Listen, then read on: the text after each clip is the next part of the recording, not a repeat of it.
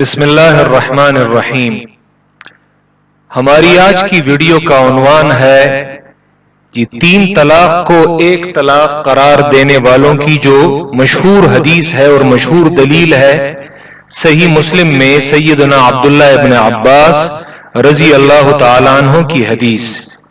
جو لوگ 3 طلاق کو 1 طلاق قرار دیتے ہیں وہ اس روایت کا جو معنی کرتے ہیں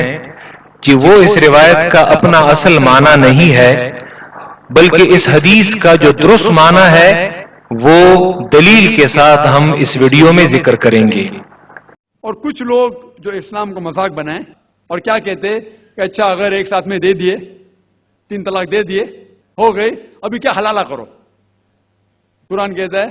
3 طلاق ایک ساتھ میں بھی دیں گے تو 1 ہی ہوتی ہے۔ محمد صلی اللہ علیہ وسلم کے وقت پہ 3 بھی ایک ساتھ میں دینا 1 ہی ہوتا تھا۔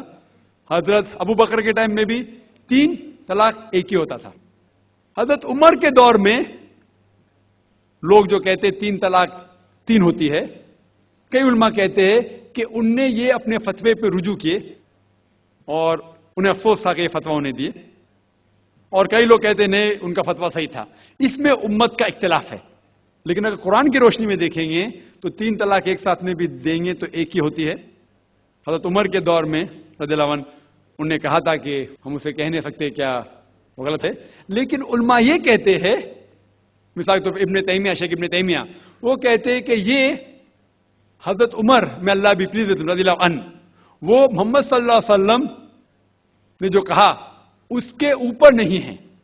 اسی لیے ہمیں بات ماننا چاہیے قرآن اور اللہ کے رسول کی۔ اس کے اندر حضرت عمر میں اللہ بھی پلیز رضی اللہ عنہ انہوں نے رجوع کیا، اسی لیے وہ کہتے کہ 3 طلاق بھی ہوئیں گی تو 1 ہی ہوتی ہے، 3 نہیں ہوتی۔ عبداللہ ابن عباس رضی اللہ تعالیٰ عنہ کی جو حدیث ہے صحیح مسلم میں حدیث نمبر 1472،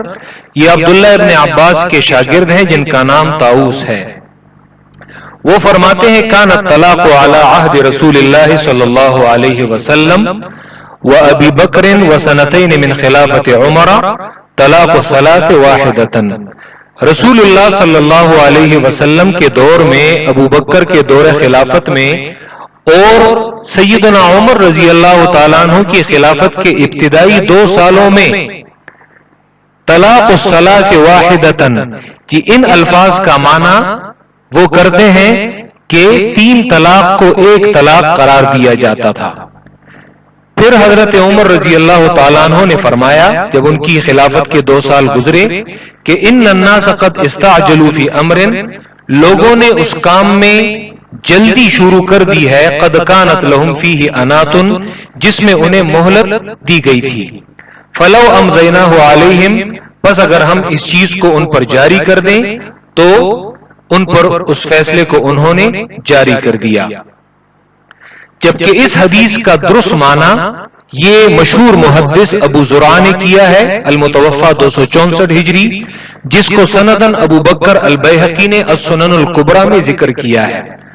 ابو زرعہ وہ فرماتے ہیں معنی هذا الحدیث عندی، میرے نزدیک اس حدیث کا معنی یہ ہے کہ انما تطلقون انتم ثلاثا كانوا يطلقون واحدة في زمن النبی صلی اللہ علیہ وسلم و ابی بکر و عمر۔ میرے نزدیک اس حدیث کا معنی یہ ہے کہ آج تم لوگ جو تم 3 طلاقیں دیتے ہو، صحابہ کرام رضی اللہ عنہم نبی صلی اللہ علیہ وسلم کے زمانے میں اور ابو بکر اور عمر رضی اللہ عنہما کے زمانے میں وہ 3 کی بجائے 1 طلاق دیتے تھے۔ تو عبداللہ ابن عباس کی حدیث میں جو طلاق الثلاث واحدتن کے الفاظ جو آئے ہیں اس کا معنی یہ ہے کہ وہ ان 3 زمانوں میں 3 طلاق کی بجائے 1 طلاق دیتے تھے۔ حافظ ابن حجر نے اسی روایت کو ذکر کیا ہے اور فرمایا ہے کہ امام بیہقی کی جو روایت ہے اسنادہ صحیح، اس کی سند یہ صحیح ہے۔